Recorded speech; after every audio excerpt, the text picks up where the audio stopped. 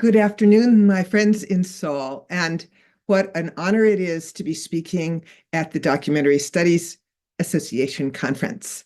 Thank you very much for the honor. I'd like to talk to you today about ethics, but let me first explain what kind of stuff I do.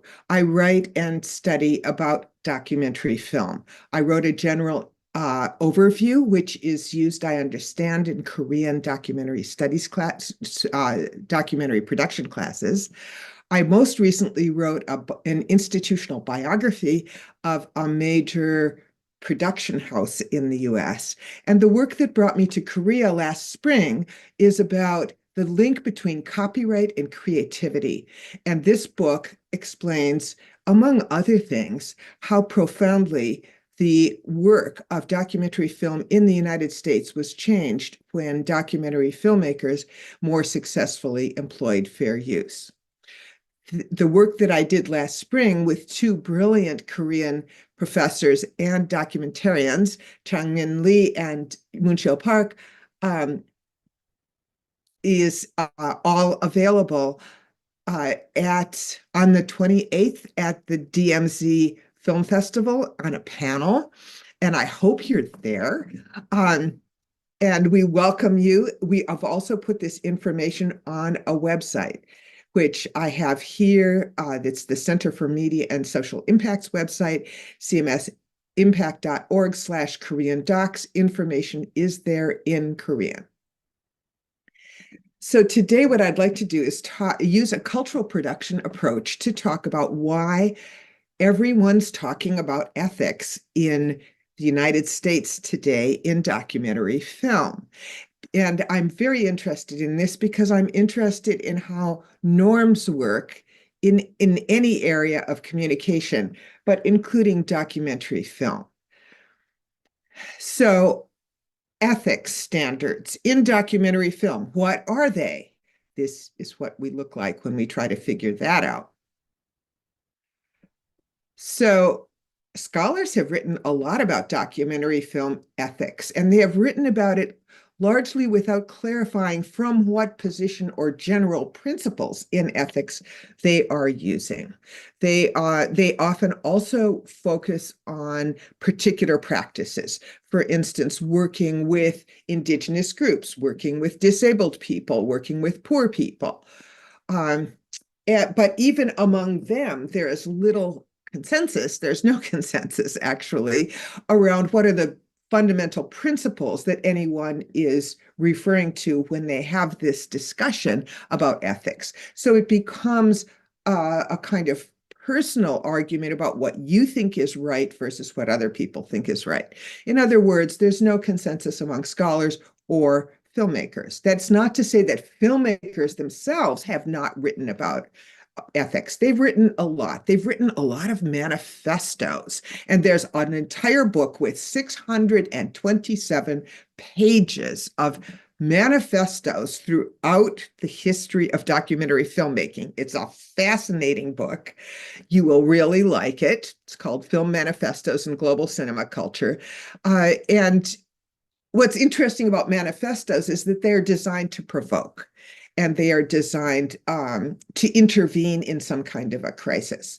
So that is actually not referring back to principles, and it is designed to enter into a polarized debate. So filmmakers and scholars have not given us much guidelines for how to think about ethics in documentary film, although they have had a lot of discussions about it. But if we turn to the people making the distribution or broadcast of documentary films, do they have standards? Well, some of them do. There are media companies, and particularly if they are if they have a particular news mandate, that if they're producing news and public affairs, they often have some journalistic guidelines. The strongest journalistic guidelines that I know of from a broadcaster are from our public broadcasting service, pbs.org. And they put their standards and practices online at pbs.org/ethics. standards. And they have 6 general standards. They're quite clear, and they're journalistically rooted. And if you turn to journalists do have standards as well. It's been part of the professionalization of journalism. These standards don't always mesh very well with documentary filmmaking because they're really designed for shorter range projects, usually, not projects where people are making a film with somebody or over years with somebody. And so the other thing about looking to the corporate world or distributors for help with standards is that a lot of films are produced in organizations that do not have news or public affairs standards. For instance, Netflix, the head of Netflix, Reid Hoffman, has said publicly that he doesn't have to care about accuracy or accountability in the documentaries that Netflix airs, because as he says, he's not the New York Times, he's an entertainment service. So they are deliberately saying, hey, standards and practices, ethics, not our job. Well, do filmmakers actually care? Yes, that's why there's so much secret discussion about it. In 2009, how many years ago? 2009, I did a study with 2 other brilliant scholars and showing that filmmakers in the US face ethical dilemmas in their work routinely, and that they feel deeply conflicted and experience a lot of anguish around their ethical choices, which they often find constrained by commercial priorities. Meanwhile, the viewing public has been extremely engaged with ethical questions. For instance, Roadrunner used AI to simulate the voice of Anthony Bourdain, and viewers were shocked to discover that they weren't listening to Anthony Bourdain, but to an artificial representation. There have been questions about representation of violence, accuracy of information, abuse of the promises made to private individuals for allowing people to know their identities, and misrepresentation of people as criminals when they have not been sentenced because of their actions. So all of these questions have come up, and they have been sources of public discussion. So clearly there's there's interest. Why haven't filmmakers themselves developed ethical codes, since everybody talks about it, everybody's worried about it? I think one reason is that broadcasters, that filmmakers are typically small actors, they're individual companies, and they do not have necessarily control over either the funding that they can get or the distribution. And they're nervous about making public statements about what they stand for if they don't know if those statements can be honored in reality. The other thing is that documentary didn't grow up in a news or information environment. It grew up either in a government environment like John Grierson's work in England, or in an entertainment environment like the most successful early documentary, Nanook of the North, which was sold to theaters. So why has the field of documentary in the United States suddenly become organized around ethics? I think there's 2 things. First of all, documentary film has become a highly prized commercial product. Over the last 4 decades, cable television came to feature documentary film as a relatively cheap programming item. Reality TV expanded. So what people claim is documentary became very lucrative. It became good business. Second, the streamers came in recently and expanded the commerciality of that business. One of the things that happens here is that this commerciality, this bottom line thinking, suddenly intersects with all these justice movements that since 2014 in the United States, for the last decade, have been growing. The racial reckoning, for example, the outrage over police murders of Black people. Labor movements, including so-called wildcat strikes that are in an individual factory or workplace, and the rise of Me Too concerns, the concerns around the rights of women in the workplace. One place you saw this was public concern by filmmakers over the fact that a movie was being made about a person of color, famous person of color, Tiger Woods, and the entire production team was white.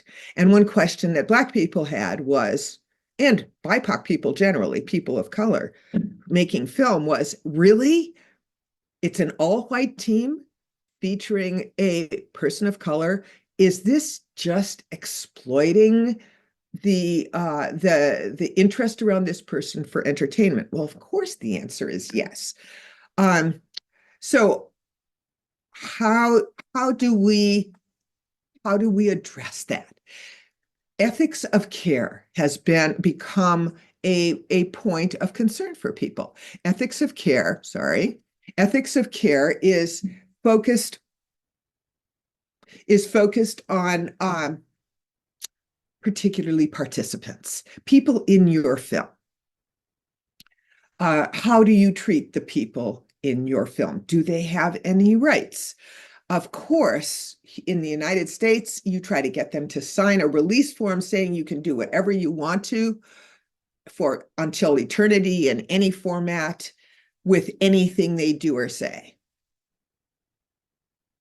This is ethically problematic.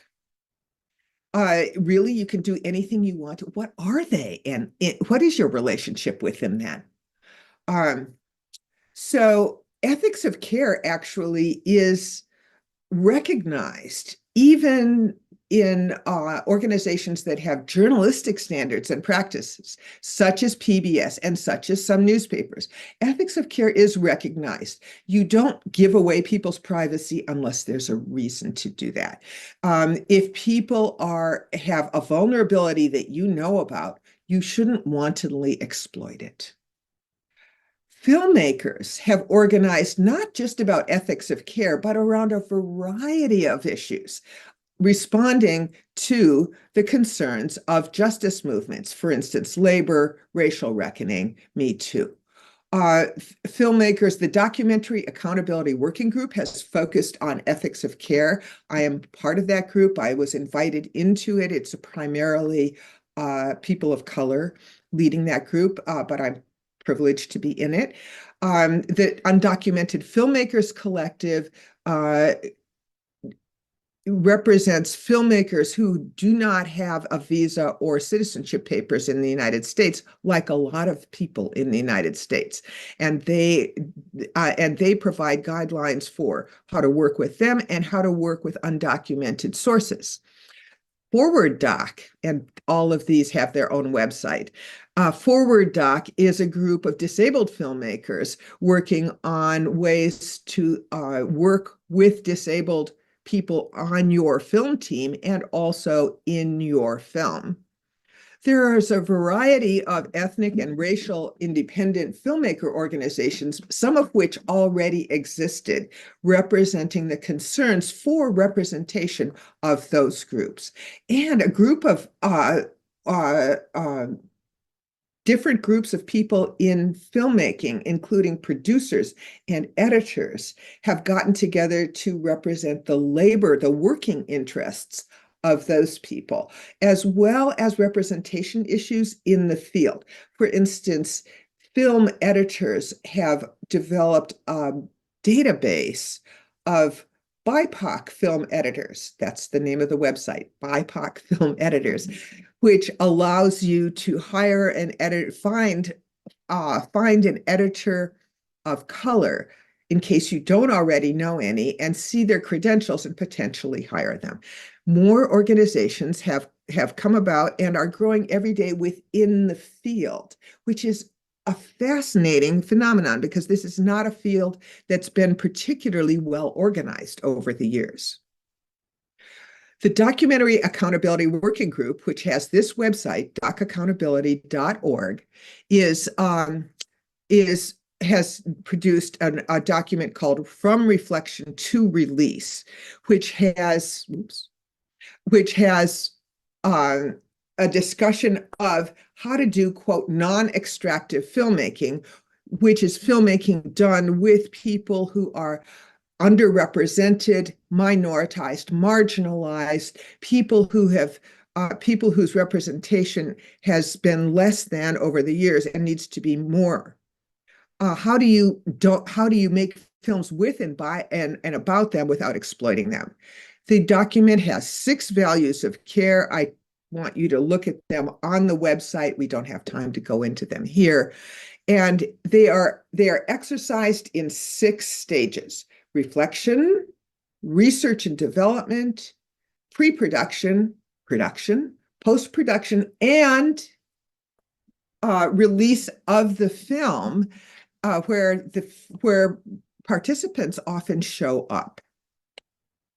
So how are people trying out these ideas in practice? How are they trying to exercise an ethics of care toward people who are vulnerable in some way to in the larger society and might not even be able to afford to participate? Well, it's frowned upon in the US to pay people for their participation. But these are people who might be poor and might not participate if they can't afford to. How do you deal with that? Well, one way is by licensing the rights to their family photos, or giving them location fees, as you would if you were working in a hotel, paying their expenses, such as travel, babysitting, or even the cost of a day's work. And also, if they are going to show up in release at a film festival, pay them, make sure that their costs are covered, but also pay them for their participation, give them an honorarium. And another way that people are working is to make sure that people understand what they're getting involved in and that they understand it as they're going along. Whatever that release form said, do they have informed consent? Do they know as they're going along what is involved? If what is involved is upsetting, might trigger a response of post-traumatic stress syndrome or PTSD, do you need to provide mental health support for them? Are you going to consider their safety, security, and privacy as you go along? Are you going to include them in designing the film? That is a very complicated question because it's a question about being honest with the audience about who made this film. So if you're screening a film before it's shown publicly to let the people know what's going to happen, that's typically regarded simply as a polite gesture. If you're showing them rushes and edits and taking in their feedback and responding to it, you might want to consider recognizing that in some way so that you can say they had input into this. If they actually had considerable input, do they get producer credit? And are you in a position to offer them back-end credits? That is to say, if there's any money made, do they get a portion of it because they were co-creators in the film? These are all questions that seem like they're treating people the way you would like to be treated. Okay, so everything's fine, right? Well, there are a couple of concerns. One is that this opens up the field to criticism from the right wing, that they're just being they're mollycoddling people. And the other problem is that this behavior does run into some accepted guidelines in standards and practices. Now, in terms of bad faith, we have business as usual actors who are not going to pay any attention to ethics standards, like Netflix, like Discovery, or Max, as they're now called. And all those right-wingers who will really pick on anything that is humane and say that it's woke and use it as an example of everything that's wrong with liberalism. But I'm more interested in the good faith problems, because I think there is a possibility to have standards and practices guidelines reflect the fact that everyone actually does care about ethics of care in some way, and to pay attention to the ways in which we have to accommodate our concern for the rights of participants as human beings in our project and the rights of the audience to understand that we made an independent project. So I think that all of this talk about ethics, which has really focused a lot on ethics of care, is the beginning of a productive relationship. So I think that is really exciting. There are exciting steps forward in this area. There's some funder projects. There's also some research projects. And I think there's much more research that can be done on this issue. I think it's a really exciting issue for film scholars. Well, I do welcome your thoughts. I hope that you can write me and engage with this topic, and I'm delighted to be in touch with you. Thank you so much for letting me speak at this occasion.